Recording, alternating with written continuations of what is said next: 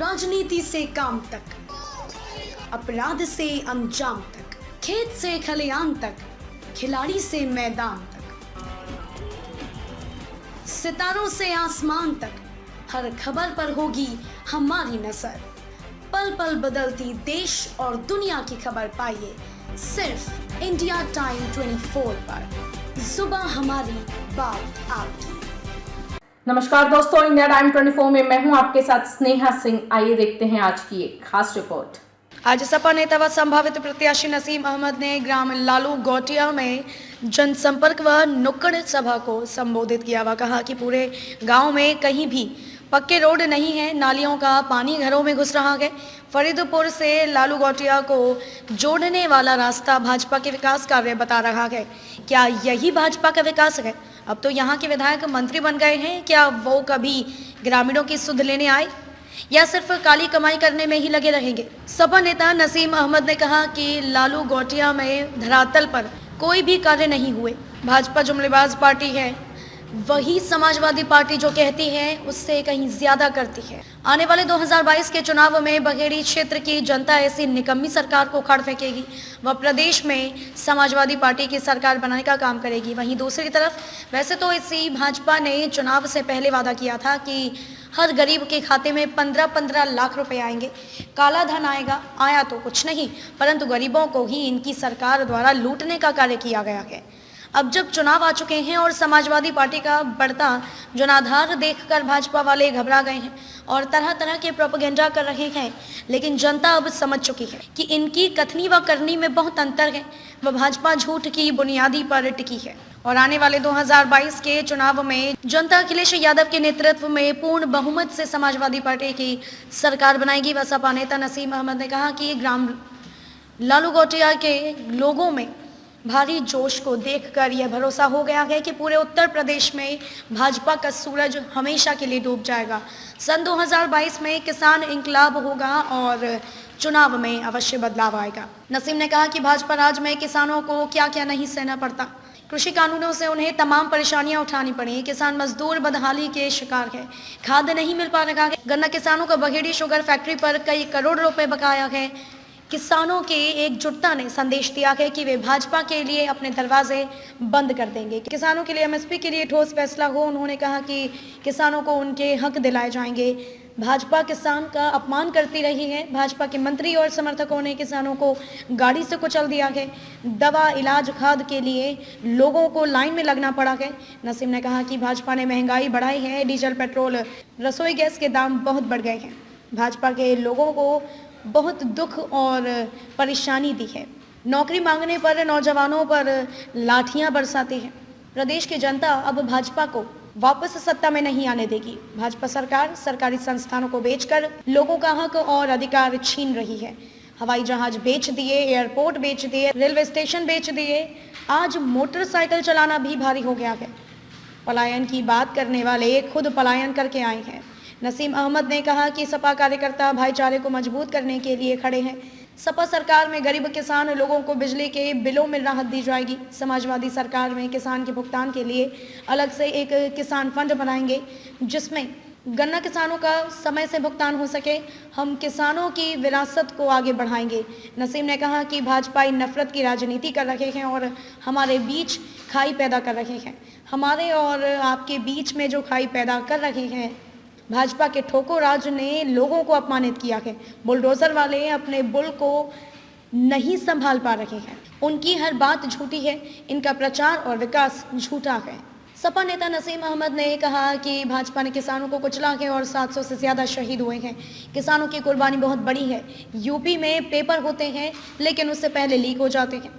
इस जनसंपर्क व नुक्कड़ सभा के दौरान सपा नेता नसीम अहमद के साथ मुख्य रूप से राज्यपाल मंगली प्रसाद, वेद प्रकाश, खेमकरण लाल, हरीश राजपूत, भूपराम, जोगेंद्र सिंह, श्याम विहारी, महेंद्र पाल, जानकी प्रसाद, अरुण सागर, शाकेंद्र सागर आदि लोग मौजूद रहे। लालू गौटिया आए हैं और भी लगातार गांव का दौरा कर रहे हैं, तो आपने आज यहाँ क्या महसूस करा? देखिए, जैसा कि पिछले लगातार 2017 के चुनाव हारने के बाद और यहाँ की जनता ने, लालू गौटिया के लोगों ने हमेशा मेरा पिछले बार भी तन मन धन से मेरा साथ दिया था और उसी की बदौलत थी कि मैं पहली बार ही इलेक्शन लड़ा था और पहली बार ही मैंने यहाँ के मौजूदा विधायक को तीसरे नंबर पे पहुँचा दिया और इन्होंने मुझे इतना वोट दिया कि मैं दूसरे नंबर पे पहुँचा। उसके बाद मैं विधायक भले नहीं बन पाया, लेकिन इनका प्यार और इनकी मोहब्बत, इनकी दुआएं, इनकी प्रार्थनाओं में इतना असर था कि मुझे बहेड़ी का चेयरमैन बनाने में इनका बहुत बड़ा योगदान था। रहा लालू घोटिया का सवाल, ये मेरे यहाँ के लोग बिल्कुल घर समान जैसे लोग हैं। इनसे मेरा रिश्ता जब से जुड़े हैं तो लालू घोटिया कोई आदमी आता है उसको मैं वैसे ही पहचानता हूँ और ये लोग मेरे साथ लखनऊ तक इन्होंने लड़ाई लड़ी है। इस गांव की जो 5 साल पहले आया था वही हालत आज है। यहाँ पक्के रोड के नाम पे मेन रोड की बुरी हालत है। बरसात में यहाँ सड़कों पे पानी भर जाता है और यहाँ के किसान आज और गांव में देख लीजिए तरक्की कहाँ से कहाँ पहुँच चुकी है।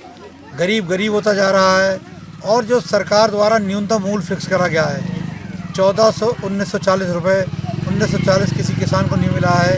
इन्होंने 1500-1600 रुपये से अधिक किसी का धान नहीं बिका, किसी ने 1000-1100 का भी बेचा है।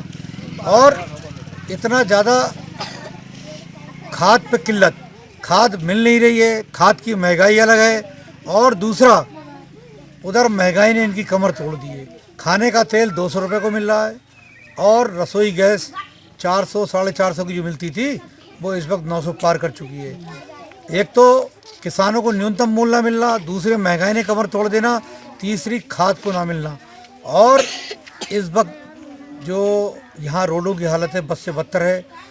कई बार विधायक बने दोनों, पूर्व मंत्री और मंत्री यहाँ के 10-10 साल विधायक दोनों रहे। दोनों ने वादा करा कि हम यहाँ का रोड पड़वा देंगे, दोनों झूठा वादा करके चले गए। आज लालू घोटिया के लोगों ने वादा करा है कि हम तुम्हारे साथ हैं, आप जीत के आएंगे। हमें पूरा उम्मीद है कि पिछले बार विधायक नहीं बने लेकिन इस बार विधायक बनेंगे और ये रोड पड़वाएंगे। मैं वादा करता हूँ कि लालू घोटिया में ये रोड तो पड़ेगा वही पड़ेगा। और साथ में जैसे बहेड़ी के अंदर मैंने गरीब और विधवा महिलाओं को मशीनें बांटी थी और उनको पैरों पर खड़ा करने का काम किया था, जो मुफ्त में मशीनें मैंने बहेड़ी बांटी हैं, यहाँ भी लालू घोटिया की महिलाओं को मैं, गरीब विधवा महिलाओं को मशीनें बांट के उनकी आमदनी बढ़ेगी, उससे उनका परिवार जिससे फल फूलेगा, बच्चों की फीस भर पाएंगी और अपना मकान बना पाएंगी। और गांव में जब तरक्की होगी तभी हमारा बहेड़ी तरक्की कर पाएगा। लालू घोटिया के लोग आज वो दिन याद कर रहे हैं कि जो आज से 5 साल पहले पुरानी जो अखिलेश जी का दौर था, 100 नंबर डायल दिया, 108 नंबर डायल दिया। आज हमारे योगी जी ने केवल नाम उसके चेंज करे, 100 नंबर का 112 कर दिया, शहरों के नाम चेंज कर दिए, लेकिन ना तो अखिलेश जी की तरह हमारे लैपटॉप बांटा, ना उसकी जगह उन्होंने टैबलेट दिया। किसी भी कोई वादे पे खरे नहीं उतर पाए, केवल हमें हिंदू और मुसलमान और धर्म के नाम पे लड़ा रहे हैं। लेकिन लालू घोटिया के लोग अब की बहकेंगे नहीं। इन्हें यहाँ रोड चाहिए, रोड जब तक नहीं बनेगा ये वोट नहीं देंगे, ये इनका कहना है। और यहाँ के लोगों की आमदनी दुगनी होनी चाहिए, जो भारतीय जनता पार्टी ने वादा करा था, ना दुगनी हुई है, काला धन वापस आया नहीं है।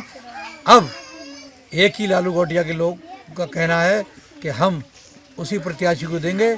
पूरी इन्होंने मुझे आस्था, मेरे साथ पहले भी रहे हैं, मुझे उम्मीद है इस बार मेरे साथ रहेंगे। इनसे मैं वादा करता हूं कि रोड भी यहाँ पर पड़ेगा और यहाँ अंदर के रोड भी आरसीसी होंगे और यहाँ पे गरीब महिलाओं को मशीन भी बांटूंगा। लगातार जैसे लॉकडाउन में लोगों की मदद करी, यहाँ भी जब भी कोई ज़रूरत पड़ेगी मैं इनके साथ हूँ। बस यही सभी से मैं अपनी तरफ से अनुरोध करना चाहता हूँ कि जितने भी आज इस बार लालू घोटिया के लोग हैं वो ज़्यादा साइकिल के निशान पर मोहर लगाकर माननीय अखिलेश यादव जी हमारे राष्ट्रीय अध्यक्ष हैं, उनको मुख्यमंत्री बनाने का काम करें। जय हिंद, जय भारत।